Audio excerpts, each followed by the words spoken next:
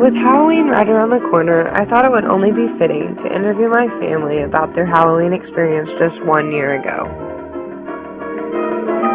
I heard this big slam. It sounded like a door shutting. I laid in bed just pondering. I said to my husband, "Did you hear that?" I said, well, I think it's just Connor getting up to go hunt. So I got up and I walked across to his bedroom and I just reached into his bed and I felt his foot. So immediately I knew it wasn't Connor. So I actually went into the living room and checked there's a door that goes to our back out of the living room, and it was locked. Checked the front door. It was locked. Checked the garage door. It was locked. All the doors coming into our house was locked. Well, it must have been the wind or something.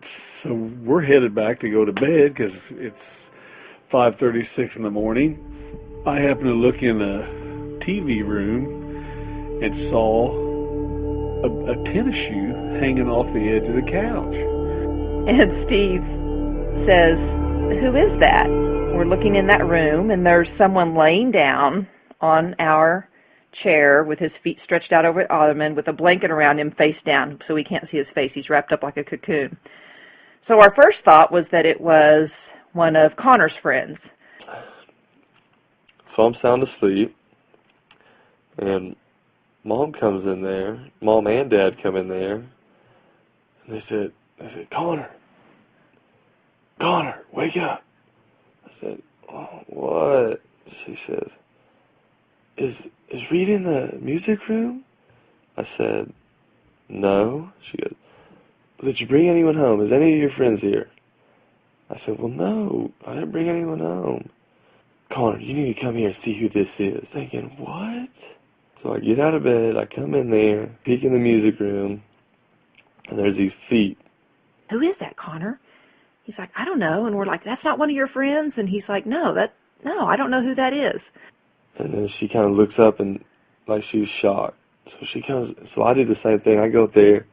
I don't know who the hell this guy is. I mean, this guy looks bad. So Steve and I both look at each other and I said, well, what do we do? And Steve says, well, call the police. They came right away and came in. Well, when we turned the light on, he recognized him. So he goes in there, hits this dude. I mean, he whacks him. Hey, buddy, wake up. You're in the wrong house. Hey, buddy, get up. You're in the wrong house. And the guy goes, come on, man, just leave me alone, man. And the cop goes, no, hey, you need to get up. You're in the wrong house. He goes, no, man, just go back to bed. So the cop goes, all right. The cop pulls out his taser and goes, get up now. I said, no. The cop says, tases him. Jumps up and is kind of stumbling around our room, which isn't very big. And the cop tells him to put his hands behind his back. And I kind of feel sorry for the guy at this time because he just got tased. And the guy he's putting his hands up in the air. And in my mind, I'm thinking, okay, guy, get your hands behind your back, because the cop now is pointing the taser at him and saying, get your hands behind your back or I'm going to tase you again, but his hands are above his head. So I really don't feel like the guy is a danger, but the cop goes ahead and tases him, the little tasers that shoot out of the gun and stick in the guy's back and shock him, and he went stiff, and he fell down on our chair and then down on our floor. That hit him pretty good. Boy, after that, he was willing to do whatever that policeman said. And me and my mom and dad are just shocked.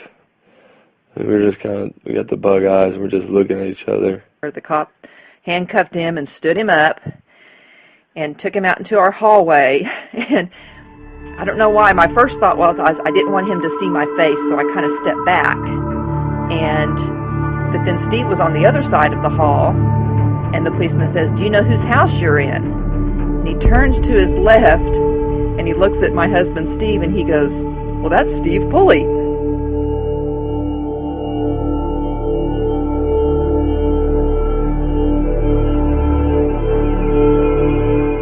Come to find out, my husband works in construction, and it was a guy that used to work with Steve framing years ago, he was a little surprised that this guy that was drunk and just got tased looked Steve straight in the eye and said, well, that's Steve Pulley. And the guy go, yeah, and this is his house. And he just got this dazed look on his face, and the cop took him out to the car and came back in. I said, I'm just kind of concerned about how he got in our house. Did he have a key? You know, because we did hear the door slam, and the policeman went out and checked his keys and asked him, and he didn't have any keys. What we're thinking is that the back door at that time we would shut it and lock it, but it still didn't latch. So we're thinking he slammed the door open. That's the noise we heard, and when he slammed it shut, it was still in the locked position, and when it slammed, it latched, and that's why it was locked when I checked all the doors. So quite interesting night. That happened to be it was October 31st. It was Halloween morning, so we just kind of thought that was pretty ironic that something kind of scary like that happened on Halloween morning, and by 6:30 we were all wide awake and decided we might as well get up and go to early church, and we all went to church, and I remember after church after we started talking about it, we couldn't even concentrate on church because we just kept thinking of that incident all through church and kind of how funny and how fortunate we are that it didn't turn out worse than it was.